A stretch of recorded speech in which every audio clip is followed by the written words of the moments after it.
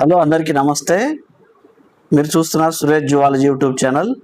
ముఖ్యంగా మనం ఈరోజు 2017 జరిగిన ఆఫ్లైన్ టెట్ పేపర్ అయితే మనం ఈరోజు ఎక్స్ప్లెనేషన్ చూద్దాం.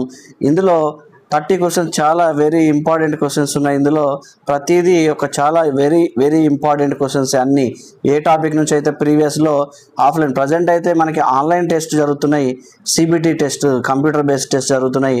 కానీ ప్రజెంట్ డేస్ కాకుండా ఓల్డెన్ డేస్లో 2012 నుంచి 2021 వరకు చూసుకుంటే మనకి మొత్తం ఆఫ్లైన్ పేపర్ అనేది జరిగింది. ఈ ఆఫ్లైన్లో జరిగిన పేపర్ 2017 పేపర్ అనేది ఎన్విరాన్మెంటల్ స్టడీస్లో ఒక్కొక్కటి క్వశ్చన్ ఎలా ఇచ్చారు, ఈ క్వశ్చన్స్ ఎక్కడి నుంచి వచ్చినాయి, వీటి ఆన్సర్ ఎలా సింపుల్గా ఎలా చేయొచ్చు, ఇవన్నీ మనం ఈ వీడియోలో చూద్దాం. సో ఈ వీడియోని ఎక్కడ స్కిప్ చేయకుండా లాస్ట్ వరకు ఎండ్ వరకు అయితే చూడండి. చూడడం వల్ల మీరు ఏ క్వశ్చన్స్ ఒక్కసారి వినడం వల్ల విన్న క్వశ్చన్ మళ్ళీ నెక్స్ట్ రిపీట్ అయితే మాత్రం మనం మిస్ చేయకుండా సబ్జెక్ట్ అనేది ఈజీగా నేర్చుకోవచ్చు. సో ఈ వీడియో నచ్చినట్లయితే మీకు సురేష్ జువాలజీ యూట్యూబ్ ఛానల్ అయితే లైక్ చేయండి, షేర్ చేయండి, సబ్స్క్రైబ్ చేయడం మాత్రం మర్చిపోకండి. సబ్స్క్రైబ్ చేయడం వల్ల నాకు కూడా ఎంతో కొంత బూస్టింగ్ ఉండదు. కాబట్టి లైక్ చేయడం వల్ల మీలాంటి ఆస్పిరెంట్స్ కోసం, ముఖ్యంగా టెట్ రాయబోతున్న ప్రతి ఒక్కరి కోసం ఈ చివరి డేస్లో టెట్ ప్రీవియస్ పేపర్లు చూడడం వల్ల మనకి ఎక్కువ కంటెంట్ అనేది అర్థమవుతుంది. మనం ఎగ్జామ్లో కూడా సింపుల్గా రాసేయచ్చు. సో వీడియోలోకి వెళ్ళే ముందు అయితే మన సురేష్ జువాలజీ యూట్యూబ్ ఛానల్ అయితే సబ్స్క్రైబ్ చేయడం మర్చిపోకండి. ఈ వీడియోని అయితే లైక్ చేయండి. లైక్ చేయడం వల్ల మనకి కంటెంట్ అనేది మిగతా వాళ్ళకి కూడా చేరుతుంది. సో ఫస్ట్ క్వశ్చన్ చూద్దాం. ఇక్కడ క్వశ్చన్ నెంబర్ 121 ఈవీఎస్లో ఎన్విరాన్మెంటల్ స్టడీస్లో ఫస్ట్ క్వశ్చన్ చూద్దాం ఒకసారి. పప్పు ధాన్యాలు పంట కాదు అంటుండే. ఇక్కడ చూసుకుంటే this is not a pulse crop అంటుండు. సో ఇక్కడ పప్పు ధాన్యాల పంట కాదు అని చెప్తున్నారు. ముఖ్యంగా ఇక్కడ చూసుకుంటే ఇక్కడ మినుములు, బఠానీ, వేరుశనగ, రాగులు, లేదా రాగులు ఏమంటామంటే తెలంగాణలో తైదలు అంటాం. సో ఇక్కడ చూసుకుంటే మనకి పప్పు ధాన్యాలు కానిది ఏంటంటే ఇక్కడ మనకి వేరుశనగ అనేది ఇది నూనె గింజల పంట, పప్పు ధాన్యాల పంట అయితే కాదు. సో మిగతా మినుములు, బఠానీ, రాగులు ఇవి మనకి పప్పు ధాన్యాల కిందకు వస్తాయి, కానీ వేరుశనగ అనేది నూనె గింజల పంట అవుతుంది. సో కాబట్టి ఇక్కడ ఆప్షన్ వేరుశనగలు అనేది రైట్ ఆన్సర్ అవుతుంది. సో నెక్స్ట్ క్వశ్చన్ చూద్దాం. Question number 122. దీనిలో ప్రోటీన్లు అధికంగా ఉంటాయి అంటుంది. ఇక్కడ కింద ఇచ్చిన ఆప్షన్స్లో గోధుమలు, బియ్యము, కందులు, మొక్కజొన్నలు. సో వేటిల్లో అధికంగా ప్రోటీన్లు అంటే ఇక్కడ చూసుకుంటే మనం తెలుగులో వీటి మాంసకృతులు అంటాం. సో ఇవి శరీర నిర్మాణానికి అయితే తోడ్పడతాయి, అదేవిధంగా అధిక శక్తిని ఇవ్వడంలో మనకి సహాయపడతాయి. చూసుకుంటే గోధుమలు అనేవి కార్బోహైడ్రేట్ అవుతాయి, బియ్యం అనేవి కూడా కార్బోహైడ్రేటు, కందులు అనేవి ఇక్కడ మనకి మాంసకృతులుగా చెప్పుకోవచ్చు. సో ఇక్కడ ప్రోటీన్లు ఎక్కువగా ఉండే వాటిలో కందిపప్పు మెయిన్ అవుతుంది. ఇక్కడ మొక్కజొన్నలు అనేది రాంగ్ ఆన్సర్. సో ఇక్కడ రైట్ ఆన్సర్ వచ్చేసి కందులు. సో ఆప్షన్ 3 అనేది రైట్ ఆన్సర్ అవుతుంది. Next question. Number of premolars normally found in adults human beings. So ఇక్కడ మనం చూసుకుంటే సాధారణంగా మానవుని నోట్లో గల అగ్రచర్వణకాలు అంటే నములు దంతాల సంఖ్య ఎంత ఉంటుంది. సో ఇక్కడ చూసుకుంటే మనం ప్రీవియస్ వీడియోలో కూడా చెప్పుకున్నాం. ఇక్కడ చూసుకుంటే దంత విన్యాసం 2123 అని చెప్పుకున్నాం, బై 2123 చెప్పుకున్నాం. సో ఇక్కడ ఐసిపిఎం అంటే ఇన్సిజర్స్, కెనైన్స్, ప్రీమోలార్స్, మోలార్స్. ఇక్కడ మనల్ని అడిగింది ఏంటి, ఇక్కడ ప్రీమోలార్స్ యొక్క నెంబర్ ఎంత అడిగిండు. సో ఇక్కడ ప్రీమోలార్స్ అంటే 2/2 4 into 2 చూసుకుంటే మనకి టోటల్గా ఇక్కడ ఉండేది 8 అనేవి నములు దంతాలు, అగ్రచర్వణకాలు అనేది 8 ఉంటాయి. సో ఆప్షన్ 1 అనేది రైట్ ఆన్సర్ అవుతుంది. ఇక్కడ ఆప్షన్ 1 అనేది రైట్ ఆన్సర్ అవుతుంది. సో నెక్స్ట్ క్వశ్చన్ 124 చూద్దాం ఒకసారి. ఈ 124లో ద్రవాలలో ఈ ప్రమాణాల్లో కొలుస్తారు అంటుంది. ఇక్కడ చూసుకుంటే ముఖ్యంగా చదరపు మీటర్లు అన్నారు, లీటర్లు అన్నారు, గ్రామ్స్ అన్నారు. సో ఇక్కడ మనని the liquids are measured in this units అన్నారు. లిక్విడ్స్ అనే ద్రవాలు అనేవి మనం లీటర్లో కొలవడం జరుగుతుంది. సో ఆప్షన్ 2 అనేది రైట్ ఆన్సర్ అవుతుంది. సో ఆప్షన్ 2 లీటర్స్లో కొలుస్తారు. అదేవిధంగా the largest flower in seen. Okay, largest flower ఈ సీరిన్. ఇక్కడ లార్జెస్ట్ ఫ్లవర్ ఎక్కడ కనిపిస్తుంది, అతి పెద్ద పుష్పం ఏంటి అని అడుగుతున్నారు. ఇక్కడ తామర, ఫ్లాసిఫ్లోరా, రఫ్లీషియా, సన్ఫ్లవర్. సో ఇక్కడ టోటల్ మనం చూసుకుంటే ప్రపంచంలో అతిపెద్ద పుష్పం ఏంటంటే మనకి రఫ్లీషియా అనేది ప్రపంచంలో అతిపెద్ద పుష్పంగా చెప్పొచ్చు. సో ఆప్షన్ 3 అనేది రైట్ ఆన్సర్ అవుతుంది. ఆప్షన్ 3 అనేది రైట్ ఆన్సర్. నెక్స్ట్ 126 క్వశ్చన్ చూద్దాం. గాలిలో ఉండే ధూళి మరియు పొగ రేణువుల వలన మానవుల్లో కలిగే వ్యాధి ఏంటి అంటుంది. ఇక్కడ గాలిలో ఉండే ధూళి మరియు పొగ రేణువుల వలన మానవుల్లో కలిగే వ్యాధి ముఖ్యంగా చూసుకుంటే ఇక్కడ మనం బ్రాంకైటిస్ వ్యాధి వస్తుంది. పొగ దుమ్ము వల్ల శ్వాస నాళాల్లో స్వెల్లింగ్ వస్తుంది, దీన్ని వాపు అంటాం. ఇన్ఫ్లమేషన్ ఏర్పడుతుంది, ఈ ఇన్ఫ్లమేషన్ వల్ల బ్రాంకైటిస్ వ్యాధి వస్తుంది, అంటే ఊపిరితిత్తుల సంబంధిత వ్యాధి వస్తుంది, దీన్ని బ్రాంకైటిస్ అంటాం. సో ఆప్షన్ 2 అనేది రైట్ ఆన్సర్ అవుతుంది. గ్లాసైటిస్ అన్నారు, ఇది విటమిన్ లోపం వల్ల వస్తుంది. నెక్స్ట్ ఆర్థరైటిస్ కీళ్ళ నొప్పులు అంటాం వీటిని. ఎనిమియా అనేది రక్తహీనత. సో ఇవన్నీ రాంగ్ ఆన్సర్. చూసుకుంటే రైట్ ఆన్సర్ మనకి బ్రాంకైటిస్ అనేది రైట్ ఆన్సర్ అవుతుంది. సో మన వీడియోని అయితే ఎక్కడ స్కిప్ చేయకుండా చూడండి, మన ఛానల్ని అయితే లైక్ చేయండి, సబ్స్క్రైబ్ చేయడం మాత్రం మర్చిపోకండి. ఇక్కడ చూసుకుంటే భూమికి అతి దగ్గరగా ఉన్న పొర ఏంటి అంటుంది. ఇక్కడ చూసుకుంటే భూమికి ట్రోపోస్ఫియర్ అనేది మనకి భూమికి అత్యంత దగ్గరగా ఉన్న పొరగా చెప్పవచ్చు. సో మనకి వాతావరణంలో పొరలు చూసుకుంటే 5 ఉంటాయి. ట్రోపోవరణం, ట్రోపోస్ట్రాటో, మీసో, థర్మో, ఎక్సో. టోటల్గా మనకి 5 పొరలు, భూమి నుంచి పైకి వెళ్ళే కొద్దీ 5 పొరలు ఉంటాయి. వీటన్నిటికీ భూమికి అతి దగ్గర ఉన్నది ట్రోపో ఆవరణం. సో రైట్ ఆన్సర్ వచ్చేసి మనకి ఇక్కడ ట్రోపో ఆవరణం అవుతుంది. ఇక్కడ చూసుకుంటే ఆప్షన్ 2 అనేది రైట్ ఆన్సర్ అవుతుంది. నెక్స్ట్ శక్తి వనరులు ఎప్పటికీ తరిగిపో. సో చూడండి, మీరు ఇప్పుడు ప్రజెంట్ పాస్ట్ నుంచి చూసుకుంటే ప్రజెంట్ 2026 టెట్ వరకు ఇదే క్వశ్చన్స్ రిపీట్ అవుతున్నాయి, ఇదే టాపిక్స్ నుంచి రిపీట్ అవుతున్నాయి. సో ఒకసారి మన ప్రీవియస్ వీడియోలన్నీ ఒకసారి చూడండి. చూడడం వల్ల ఏ టాపిక్ ఎక్కడి నుంచి వస్తుంది అనేది క్లియర్గా మీకు అర్థమవుతుంది. కాబట్టి మనం ఎక్కడ మిస్టేక్ అయితే జరగదు. కాబట్టి ఇక్కడ తరిగిపోని శక్తి వనరులు, ఎప్పటికీ తరిగిపోని శక్తి వనరులు అంటున్నారు. ఇక్కడ గాలి, సూర్యరశ్మి, పునరుత్పాదక శక్తి వనరులు.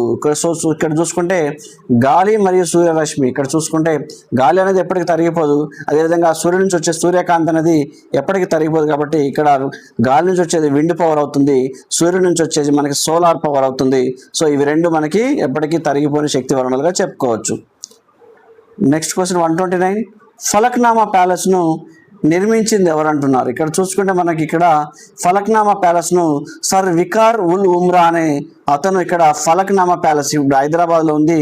సో ఈ ఫలక్నామా ప్యాలెస్ అనేది నిర్మించిన వారిలో సర్ వికార్ ఉల్ ఉమ్రా అనే అతను ఈ ఫలక్నామా ప్యాలెస్ని అయితే నిర్మించడం జరిగింది. సో ఆప్షన్ చూద్దాం ఒకసారి. ఆప్షన్ 4 అనేది రైట్ ఆన్సర్ అవుతుంది. సో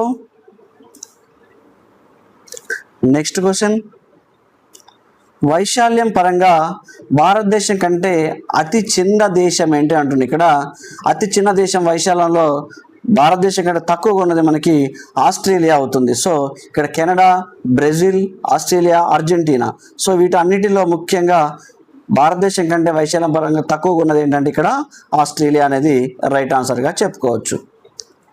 నెక్స్ట్ ఇక్కడ క్రింది వాటిలో బాలలు పొందలేని హక్కు ఏంటంటుంది. ఇక్కడ బాలలు పొందలేని హక్కు యుద్ధం నుంచి రక్షణ పొందే హక్కు, ఇది బాలలకు సంబంధించింది, రైట్ ఆన్సర్ అవుతుంది. జీవించే హక్కు రైట్ ఆన్సర్ అవుతుంది. అదే ఇక్కడ గౌరవాన్ని పొందే హక్కు, ఉపాధి పొందే హక్కు. సో ఇక్కడ మొత్తం మనకి 4 ఆప్షన్లు ఇవ్వడం జరిగింది. కానీ ఇక్కడ దీంట్లో ముఖ్యంగా గౌరవించబడే హక్కు అనేది పిల్లల హక్కుల్లో లేనిగా చెప్పవచ్చు. సో ఇక్కడ ఆప్షన్ 3 అనేది ఇది లేదు, కాబట్టి మనకు ఆప్షన్ 3 అనేది రైట్ ఆన్సర్ అవుతుంది. నెక్స్ట్ భారత రాజ్యాంగ రచన సంఘ అధ్యక్షుడు ఎవరంటే ఇక్కడ chairman of the drafting committee chairman. ఇది కూడా number of times repeated bit. So మనకి టోటల్గా చూసుకుంటే మన రాజ్యాంగాన్ని నిర్మించడంలో ఇక్కడ అధ్యక్షులుగా ఎవరున్నారంటే ఇక్కడ మనకి చూసుకుంటే doctor BR Ambedkar, KM Munshi, doctor Rajendra Prasad, Jawaharlal Nehru. So ఇక్కడ వీళ్ళందరి పేర్లు ఇచ్చారు. మనకి ఇక్కడ డ్రాఫ్టింగ్ కమిటీ చైర్మన్గా మనకి డాక్టర్ బిఆర్ అంబేద్కర్ అనేది డ్రాఫ్టింగ్ కమిటీ చైర్మన్గా ఉన్నారు. అధ్యక్షులుగా మనకి ఈ ముసాయిదా మొత్తానికి అధ్యక్షులుగా ఉన్నది మనకి చూసుకుంటే బాబు డాక్టర్ రాజేంద్ర ప్రసాద్ అనేది వారు ఇక్కడ ముసాయిదా కమిటీ చైర్మన్గా ఉన్నారు. కానీ ఇక్కడ మనకి రాజ్యాంగ రచనా సంఘం డ్రాఫ్టింగ్ కమిటీ చైర్మన్గా డాక్టర్ బిఆర్ అంబేద్కర్ అనేది ఉండడం జరిగింది. సో ఆప్షన్ 3 అనేది రైట్ ఆన్సర్ అవుతుంది. నెక్స్ట్ క్వశ్చన్, మానవుని పరిధీయ నాడీ వ్యవస్థ ఇవి ఉంటాయి. పరిధి నాడీ వ్యవస్థలో ముఖ్యంగా మనం చూసుకుంటే కపాల నాడులు, వెన్ను నాడులు, ఇవి రెండింటిని కలిపి మనం పరిధీయ నాడీ వ్యవస్థ కిందకి చెప్తాం. సో కపాల నాడులు మరియు వెన్ను నాడులు ఇవి రెండింటిని కలిపి మనం ఇక్కడ పరిధీయ నాడీ వ్యవస్థ కిందకి చెప్పొచ్చు. సో ఇక్కడ ఆప్షన్ 1 అనేది రైట్ ఆన్సర్ అవుతుంది. So in human beings the peripheral nervous system consist of the cranial nerves and spinal nerves. Cranial nerves మరియు స్పైనల్ నర్వ్స్ అనేవి ఇక్కడ పరిధీయ నాడీ వ్యవస్థ అంటే పెరిఫెరల్ నర్వస్ సిస్టమ్ కిందకి రావడం జరుగుతుంది. నెక్స్ట్ ఫలదళ పుష్పం యొక్క ఈ భాగానికి చెందింది. సో ఇక్కడ చూసుకుంటే మనకి క్వశ్చన్ నెంబర్ 134లో సో ఇక్కడ మనకి 4 పుష్ప భాగాలు ఉంటాయి.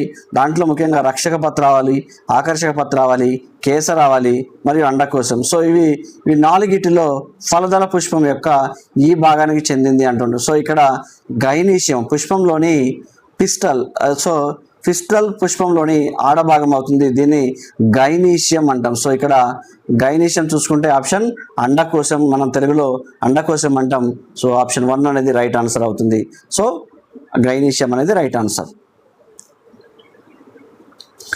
ఈ గ్రంథి జీర్ణ ఎంజైమ్లను స్రవించదు అంటుంది. ఇక్కడ చూసుకుంటే మనకి ఇక్కడ క్లోమం నుంచి మనకి ఇన్సులిన్ ఉత్పత్తి అవుతుంది. దాంతోపాటు ఇక్కడ ఎంజైమ్స్తో పాటు హార్మోన్లు అనేది విడుదలవుతుంది. కాబట్టి క్లోమాన్ని మనం ఎక్సోక్రైన్ అండ్ ఎండోక్రైన్ ప్లాట్స్ 2 ఉంటాయి కాబట్టి దీన్ని మిక్స్డ్ గ్లాండ్ అంటాం. సో ఇది రాంగ్ ఆన్సర్ అవుతుంది. లాలాజల గ్రంథులు అంటారు, ఇవి ఎక్సోక్రైన్ గ్లాండ్స్. ఓకే, దీని నుంచి మనకి లాలాజలం అనేది స్రవించబడుతుంది. అదేవిధంగా జఠర గ్రంథులు, సో గ్యాస్ట్రిక్ గ్లాండ్స్ అంటాం, దీని నుంచి గ్యాస్ట్రిక్ జ్యూస్ వస్తుంది. కానీ ఏ రకమైన జీర్ణ గ్రంథులు లేనిది ఏంటంటే ముఖ్యంగా అతిపెద్ద గ్రంథి మనకి కాలేయం ఉంటుంది. సో ఇది సుమారుగా 1.5 kgs అనేది ఉంటుంది. రీజనరేషన్ కెపాసిటీ కలిగిన ఒకటే. దీని నుంచి మనకి ఎలాంటి హార్మోన్లు అయితే ఉత్పత్తి అవ్వవు, కానీ దీని నుంచి బైల్ పిగ్మెంట్స్ అనేది విడుదలవడం జరుగుతుంది. బైలిరుబిన్ అండ్ బైలివర్దిన్ అనే ఇవి 2 ఈ కాలేయం నుంచి ఉత్పత్తి అవ్వడం జరుగుతుంది.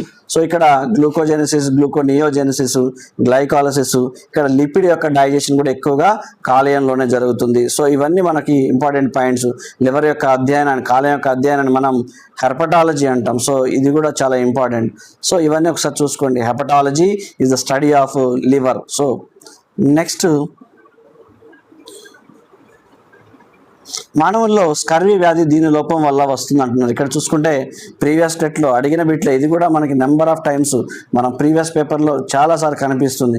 స్కర్వీ వ్యాధి అనేది విటమిన్ సి లోపం వల్ల వస్తుంది. ముఖ్యంగా విటమిన్ సి అనేది ఆస్కార్బిక్ యాసిడ్ అంటాం, దీన్ని ఆస్కార్బిక్ ఆమ్లం. ఇది ముఖ్యంగా నీటిలో కరిగే విటమిన్గా చెప్పొచ్చు. సో ఇక్కడ రైట్ ఆన్సర్ చూసుకుంటే ఆప్షన్ 4 అనేది రైట్ ఆన్సర్ అవుతుంది. మానవ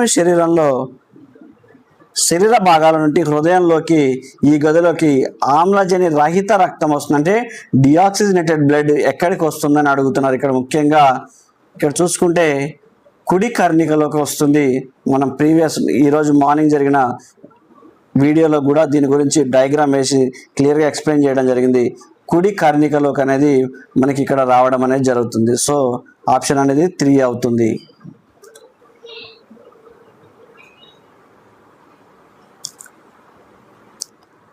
నెక్స్ట్ కిరణజన్య సంయోగక్రియ ఆవశ్యకమైన కారకాలు ఏంటి అంటున్నారు. ఇక్కడ చూసుకుంటే ముఖ్యంగా మనం కిరణజన్య సంయోగక్రియకు సంబంధించి ముఖ్యంగా వీటిల్లో CO2 మరియు నీరు మరియు క్లోరోఫిల్, ఇవి 2 కార్బన్ డైఆక్సైడ్ మరియు H2O నీరు, అదేవిధంగా క్లోరోఫిల్, ఇవి 3 మనకి సూర్యకాంతి కిరణజన్య సంయోగక్రియకు అవసరమని చెప్పొచ్చు. సో ఇక్కడ చూసుకుంటే మనం సో ఆప్షన్ 1 అనేది రైట్ ఆన్సర్ అవుతుంది. సో కార్బన్ డైఆక్సైడ్, అదేవిధంగా వాటర్, నెక్స్ట్ అదేవిధంగా క్లోరోఫిల్, దీన్ని పత్రహరితం అంటాం. ఇవి 3 ఆప్షన్లు రైట్ ఆన్సర్గా చెప్పవచ్చు. కార్బన్ డైఆక్సైడ్, సో ఒకసారి మళ్ళీ చూద్దాం. ఒకసారి ఇక్కడ కార్బన్ డైఆక్సైడ్, తర్వాత నీరు, పత్రహరితం. ఓకే, ఇవి 3 మనకి ఆప్షన్ 2 అనేది రైట్ ఆన్సర్గా చెప్పుకోవచ్చు. ఇక్కడ క్వశ్చన్ నెంబర్ 139. ప్రపంచ ప్రఖ్యాతిగాంచిన ఎల్లోరా గుహలు వీరి కాలానికి చెందినవి అంటుంది. ఇక్కడ మనకి ఈ ఎల్లోరా గుహలు అనేవి ముఖ్యంగా మనం విజయనగర రాజులు ఎల్లోరా గుహలు ఈ కాలానికి చెందిన వారు కాబట్టి విజయనగర రాజులు. సో ఎల్లోరా గుహలు ఈ కాలానికి చెందిన, అంటే ఏ కాలానికి చెందినంటే విజయనగర రాజులకు చెందిన ఎల్లోరా గుహలు అనేవి. సో ఆప్షన్ అనేది ఇక్కడ 4 అనేది రైట్ ఆన్సర్ అవుతుంది. ప్రస్తుతం పోస్ట్ ఆఫీసులు ఈ క్రింది సేవలను అందించడం లేదు అంటుండే. ఇక్కడ పోస్ట్ ఆఫీస్ సేవల్లో ముఖ్యంగా టెలిగ్రామ్స్ పంపడం అనేది ఇప్పుడు ప్రజెంట్ అయితే లేదు. సో పోస్ట్ ఆఫీసులు ఈ సేవలు అనేది పూర్తిగా ఇవ్వడం అనేది లేదు. సో ఇక్కడ మనం చూసుకుంటే టెలిగ్రామ్ పంపడం, సో ఇది రాంగ్ ఆన్సర్ అవుతుంది. ఇక్కడ పంపడం ఏంటి, ముఖ్యంగా టెలిగ్రామ్ పంపడం అనేది ప్రస్తుతం పోస్ట్ ఆఫీసులో ఈ సేవలు అనేవి అందించడం లేదు. సో ఆప్షన్ 1 అనేది రైట్ ఆన్సర్ అవుతుంది. మండల పరిషత్ జనరల్ బాడీ సమావేశాన్ని వీరు నిర్వహిస్తారంటుంది. ఇక్కడ చూసుకుంటే ముఖ్యంగా మండల పరిషత్ అభివృద్ధి అధికారి అంటే ఎంపీడీఓ అంటాం ఇతన్ని. ఈ ఎంపీడీఓ గారు అయితే మండల పరిషత్ జనరల్ బాడీ సమావేశాలు అనేది నిర్వహించడం అనేది జరుగుతుంది. ఇక్కడ ఎంపీడీఓ గారు మండల ప్రజా పరిషత్ సమావేశం అనేది నిర్వహిస్తూ ఉంటారు. సో ఆప్షన్ అనేది మనం 4 రైట్ ఆన్సర్గా చెప్పుకోవచ్చు. ఎంపీడీఓ మండల పరిషత్ డెవలప్మెంట్ ఆఫీసర్. సో ఇతను ఆధ్వర్యంలోనే మండల పరిషత్ జనరల్ బాడీ సమావేశాలు అనేది నిర్వహించడం జరుగుతుంది. ఆప్షన్ 4 రైట్ ఆన్సర్ అవుతుంది. నెక్స్ట్ క్వశ్చన్ చూద్దాం. ఇక్కడ క్వశ్చన్ నెంబర్ 142, భ్రమరాంబిక సంవాదం గ్రంథకర్త ఎవరు అని అడుగుతున్నారు. ఇక్కడ మనం 142లో భ్రమరాంబిక, సో ఇక్కడ ముఖ్యంగా అనుముల వెంకట సుబ్రహ్మణ్య శాస్త్రి గారు అయితే భ్రమరాంబిక అనే సంవాదాన్ని రచించడం జరిగింది. మనకు ముఖ్యంగా కడగంట్ల పాపయ్య శాస్త్రి, అనుముల వెంకట సుబ్రహ్మణ్య శాస్త్రి, నెక్స్ట్ పావురం రంగాచార్యులు, బహిరి గోపాలరావు అనే 4 ఆప్షన్లు ఇవ్వడం జరిగింది. ముఖ్యంగా భ్రమరాంబిక అనే సంవాదాన్ని రచించిన వారిలో అనుముల వెంకట సుబ్రహ్మణ్య శాస్త్రి గారు అయితే మనకి ఈ భ్రమరాంబిక అనే సంవాదాన్ని రచించడం అనేది జరిగింది. ఆప్షన్ 2 అనేది రైట్ అవుతుంది. నెక్స్ట్ గండిపేట చెరువును ఇలా కూడా పిలుస్తారు. సో ఇక్కడ మనం చూసుకుంటే ఈ ఉదయ సముద్రం కాదు, ఇది నల్గొండ జిల్లాలో ఉంటుంది. అలీ సాగర్, హుస్సేన్ సాగర్, ఉస్మాన్ సాగర్. ఇప్పుడు మనకి ఇక్కడ ఈ 4 ఆప్షన్లో ఉస్మాన్ సాగర్ని అయితే మనం గండిపేట చెరువుగా పిలుస్తారు. ఇవి మనకి ముఖ్యంగా ఈవీఎస్ మనకి 5th క్లాస్ లోపల ఈవీఎస్లోని మనకి 5th క్లాస్లో ఉస్మాన్ సాగర్ గండిపేట చెరువుగా పిలుస్తారు.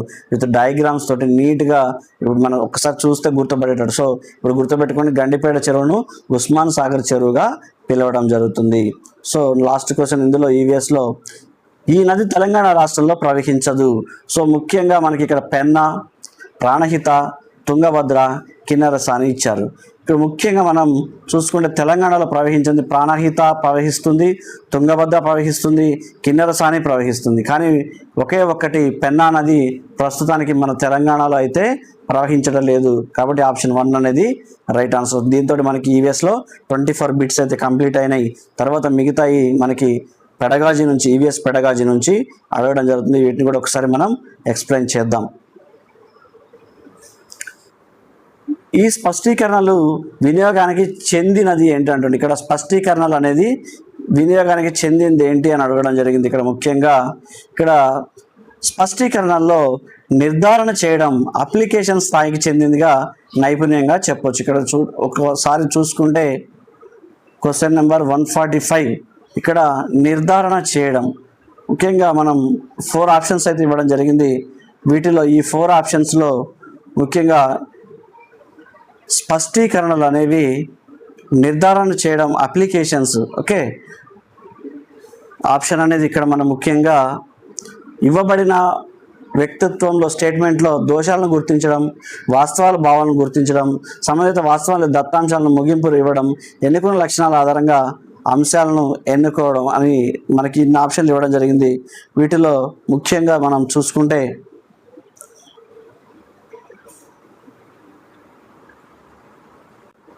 ఇక్కడ ఆప్షన్ 3 సంబంధిత వాస్తవాలను లేదా దత్తాంశాల నుంచి ముగింపు రాబట్టడం. సో ఇక్కడ ఆప్షన్ 3 అనేది రైట్ ఆన్సర్ అవుతుంది.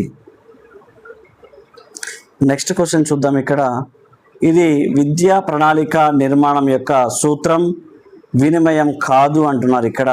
సో నమ్యత నియమం, కృత్య నియమం, సృజనాత్మకత నియమం, ఉపాధ్యాయ కేంద్రీకృత నియమం. సో ఇక్కడ మనకి టోటల్గా 4 ఆప్షన్స్ ఇవ్వడం జరిగింది. ముఖ్యంగా ఉపాధ్యాయ కేంద్రీకృత సూత్రం అనేది పాఠ్య ప్రణాళిక నిర్మాణ సూత్రంగా చెప్పొచ్చు. సో ఇక్కడ ఆప్షన్ అనేది 4 రైట్ ఆన్సర్ అవుతుంది. నెక్స్ట్ క్వశ్చన్ చూద్దాం. క్వశ్చన్ నెంబర్ 147, విజ్ఞాన శాస్త్ర బోధనా ఉద్దేశాలు మరియు లక్ష్యాలకు సంబంధించి సరికానిది ఏంటి అంటుండే. ఇక్కడ ముఖ్యంగా చూసుకుంటే విద్యా ప్రమాణాల్లో ముఖ్యంగా లక్ష్యాలు ఉద్దేశాలు రూపొందించడం ఇవి రైట్ ఆన్సర్ అవుతుంది. ఉద్దేశాలు దీర్ఘకాలికంగా సంపాదించబడే లక్ష్యం సమకాలంలో సాధించబడదగినదిగా, అర్థవంతమైనదిగా, స్పష్టమైనదిగా మరియు నిర్దిష్టంగా నిర్వచించబడిందిగా అవుతుంది. సో ఇక్కడ ఉద్దేశం వ్యక్తి యొక్క సమగ్ర వికాసానికి సంబంధించినదై, పాఠశాల పరిధికి మించినదై ఉండడం, లక్ష్యం స్పష్టమైనదై, వెంటనే సాధించగలిగే, విద్యార్థి గమనించగలిగిందిగా ఉండడం. సో ఇవన్నీ ఆప్షన్స్ 1 and 2 and 3 ఇవన్నీ రైట్ ఆన్సర్స్ అయితే. ఇక్కడ మనం అడిగింది ఏంటంటే ఉద్దేశాలు మరియు లక్ష్యాలకు సంబంధించి సరికానిది ఏంటంటే ఇక్కడ ఉద్దేశం లక్ష్యాలుగాను విభజించబడకుండానే స్వల్పకాలంలో అధిక కృషితో సాధించడానికి వీలవుతుందంటాడు. ఇక్కడ చూసుకుంటే మనం స్వల్పకాలంలో ఇచ్చారు. సో ఇది ఒకటి మనకి కీవర్డ్ పట్టుకుంటే మనకి ఆప్షన్ అనేది ఈజీ అవుతుంది. సో ఇక్కడ ఇది ఉద్దేశాలు లక్ష్యాలకు సంబంధించి సరికాని అంశం అవుతుంది. సో ఇది రాంగ్ ఆన్సర్ అవుతుంది. నెక్స్ట్ క్వశ్చన్ చూద్దాం. 149, 148.